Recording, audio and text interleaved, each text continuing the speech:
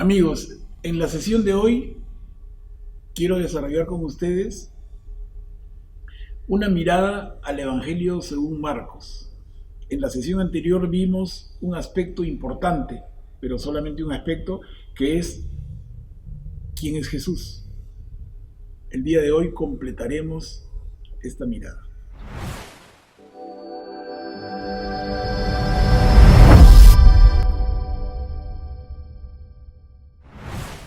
La buena noticia, según Marcos, como ya dijimos, la buena noticia es el Evangelio y el Evangelio es uno solo. El Evangelio es Jesús. La mirada de Marcos es la primera de las cuatro, y veamos algunos detalles interesantes. En primer lugar, ¿quién es el autor de este Evangelio? La tradición de la Iglesia lo atribuye a Juan Marcos, discípulo y fiel acompañante de Pedro, nada menos que de Pedro. Y acá quisiera detenerme un instante nada más, pero es que es un asunto fundamental. Miren, nosotros al ver las cuatro miradas del Evangelio, encontramos la mirada de Marcos, la de Mateo, la de Lucas y la de Juan, ¿no? Marcos no fue discípulo de Jesús, igual como Lucas no fue discípulo de Jesús. Mateo y Juan sí lo fueron. Entonces, cuando hablamos de Lucas, hace algunas sesiones les hice pensar en un detalle que resulta fundamental, y es que Lucas es un acompañante y fiel seguidor de Pablo. Entonces, si Lucas no fue discípulo de Jesús, ¿cómo nos habla de Jesús? Lucas recoge las enseñanzas de Pablo, a quien había acompañado en la larga etapa final de su vida en Roma, desde un poco antes incluso. Hoy, que estamos hablando de Marcos tampoco fue discípulo de Jesús. ¿Y de quién recoge entonces todo lo que tiene para escribir un evangelio? Y como decimos ahora, lo recoge de Pedro. Un detalle fundamental. Entonces nosotros tenemos 4 evangelios, 2 escritos por apóstoles y 2 escritos por no apóstoles, por una segunda generación de cristianos. Pero esos 2 autores no apóstoles están en contacto directo e íntimo con Pablo en el caso de Lucas y con Pedro en el caso de Marcos, que nos ocupa hoy. ¿En qué idioma escribe Marcos? Como todo el resto de los evangelios y todo el Nuevo Testamento, escriben en griego. ¿Desde dónde escribe este evangelio? En Roma, hacia el año 70 de nuestra era. ¿Y a quién le dirige el evangelio? Estos son detalles fundamentales. ¿A quién le dirige el evangelio? ¿Se lo dirige a judíos y paganos convertidos? Y ojo, a solicitud de estos residentes en Roma. ¿Por qué subrayo esto nuevamente? Es que estos discípulos de Pedro, que le piden a Marcos escribe un evangelio, lo hacen a partir de que Pedro muere. Pedro muere martirizado a mitad de la década del año 60, aproximadamente. Entonces Pedro muere martirizado, y sus seguidores, que estaban acostumbrados a ir y visitarlo y escucharlo, quedan absolutamente consternados, y surge una preocupación muy válida, y es, oye, van a pasar los años y este mensaje se puede ir perdiendo. Entonces le piden a Marcos: ¿quién mejor que tú, Marcos, que es el que más cerca de Pedro ha estado? ¿Quién mejor que tú para que escriba? Escribe lo que el maestro nos enseñaba. Porque si yo lo escuché 3 veces y mi hermano 4, tú lo has escuchado 100. Porque cada vez que Pedro hablaba, tú estabas a su lado. Entonces, lo que Pedro nos enseñó, ponlo por escrito. Maravilloso pedido. Maravilloso, porque de esta manera surge el primer evangelio y nos queda la palabra hasta el día de hoy. ¿Qué contiene este evangelio según Marcos? Fundamentalmente 2 cosas. Miren, Marcos es un relato del camino de Jesús de Galilea a Jerusalén. a la cruz, acompañado de sus discípulos. Y segundo, lo que más interesa a Marcos en su evangelio es la praxis de Jesús y el compromiso de seguimiento con él. Es decir, así como ya vimos quién es Jesús, la otra pregunta que responde el evangelio es ¿y qué significa seguir a Jesús? Podemos ver el evangelio según Marcos como un drama en 3 actos. Por favor, no me entiendan mal. Con esto no quiero decir que sea una obra teatral, pero podemos verla como si lo fuera, para entenderla mejor. Imaginemos, ¿no? Un drama en 3 actos. Y el primer acto en Galilea, el segundo acto de camino a Jerusalén y el tercer acto en Jerusalén. El primer acto lo encontramos del capítulo 1 a la mitad del capítulo 8. Y aquí se responde a la pregunta ¿quién es Jesús? Lo vimos en la sesión anterior.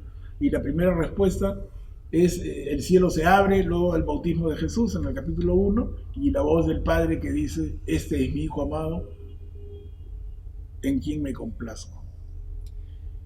Luego tenemos en el capítulo 8 que están de camino a Jerusalén, han salido de camino de Galilea a Jerusalén y Jesús le pregunta a sus discípulos ¿y quién dice la gente que soy? Y luego de la respuesta de ellos Jesús le pregunta en otro modo y les dice ¿y ustedes quién dicen que soy? Y Pedro se adelanta al grupo como vimos y le dice tú eres el Mesías. El segundo acto, el camino de Galilea a Jerusalén, Jesús acompañado de sus discípulos, va de la segunda mitad del capítulo 8 al capítulo 10. Es breve. Y acá el gran tema del evangelista Marcos es ¿qué significa que Jesús es el Mesías? ¿No? Los apóstoles comprenden claramente qué significa que Jesús es el Mesías. ¿Lo ven como nosotros cuando decimos Jesús Mesías? ¿O lo ven más limitadamente? El Mesías es el Salvador esperado por el pueblo durante 2000 años desde la promesa de Dios a Abraham e incluso antes. Es el Salvador esperado, el liberador, lo que fue Moisés en el Antiguo Testamento para liberar al pueblo del dominio, del sometimiento a los egipcios. Esperan un Mesías que los redima, que los libere y que les devuelva su dignidad y su libertad. Hasta ahí el concepto. Entonces ese Mesías esperado va a ser un Mesías guerrero, va a ser un líder que con espada en mano, como lo hizo el rey David, ¿no? Y venza a los enemigos. Pero ese es Jesús. Veamos un poquito el detalle del primer acto, Galilea. Y comienza con el capítulo 1, versículo 1 del Evangelio, cuando nos dice un detalle que hemos analizado en la sesión anterior con bastante tranquilidad. Comienzo de la buena noticia de Jesús, Mesías, Hijo de Dios. Luego hace mención a Isaías 40, cuando habla de en el desierto preparen el camino del Señor. Y presenta a Juan el Bautista como mensajero.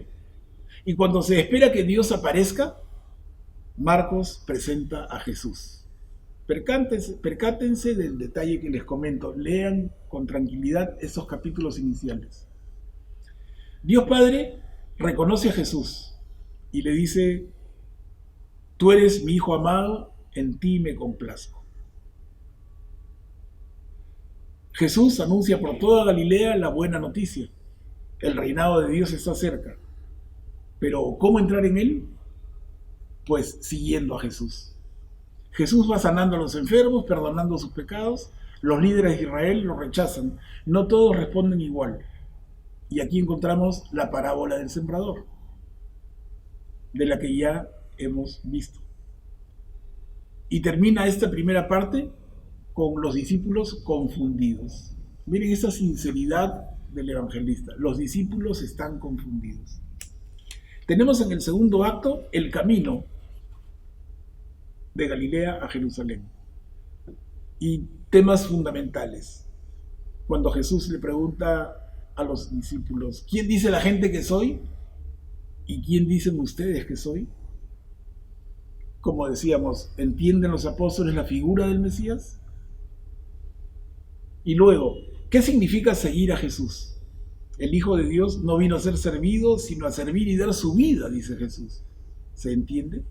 ¿Lo entendían los apóstoles? Y en esta segunda parte, en este segundo acto del drama, como lo dibuja Marcos en su Evangelio, tenemos la escena de la transfiguración. Jesús con Moisés y Elías. Este es mi Hijo amado, escúchenlo. Jesús es la encarnación de la gloria de Dios. Jesús se convertirá en rey y los discípulos siguen confundidos. Tenemos el tercer acto, Jerusalén. Va del capítulo 11 al 16. Empieza con la entrada pública, real de Jesús en la Pascua, recibido como un rey que viene triunfador de una batalla, de una conquista, ¿no? El pueblo lo recibe tirando flores en su camino y lo recibe como Mesías. En el templo Jesús ejerce su autoridad, condena la hipocresía de los líderes de Israel, advierte y predice la caída de Jerusalén. Luego tenemos la escena de la cena de Pascua, una cena llena de símbolos a los que se les da un nuevo significado. Tenemos el juicio de Jesús, la crucifixión y un pagano que reconoce a Jesús, Jesús muerto en la cruz, y un pagano que dice, este era verdaderamente el Hijo de Dios. Termina el Evangelio con la tumba vacía.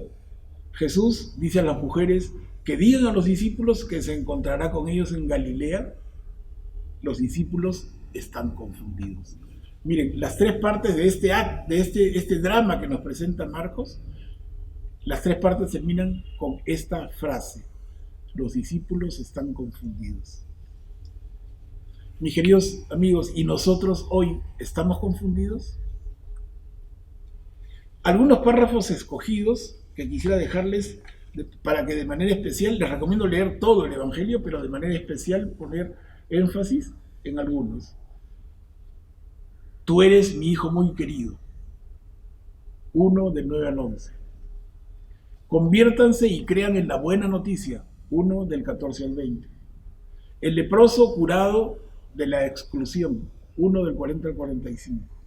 El paralítico curado de su pecado. 2 del 1 al 5. Jesús amigo de pecadores. 2 del 13 al 17. El hombre curado en sábado. 3 del 1 al 6. Acojan la semilla del reino de Dios. 4 del 1 al 9.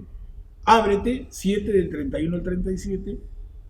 Ánimo, levántate, te está llamando. 10, 46 al 52. Este es un detalle lindo, les comento nada más, ¿no? Está este hombre enfermo, ciego, y los apóstoles le dicen, ánimo, levántate, Él te está llamando, el Señor te está llamando. Léanlo, 10 del 46 al 52, bellísimo y profundo. Amarás a Dios y a tu prójimo, capítulo 12 del 28 al 34. Hagan esto en memoria mía, capítulo 14 del 22 al 26. Hagan esto en memoria mía, es el momento de la Eucaristía. Vayan a Galilea, allí lo verán, le dicen las mujeres a los discípulos, capítulo 16, final del 1 al 7. Amigos, con esto los invito a la próxima sesión en que veremos el problema sinóptico.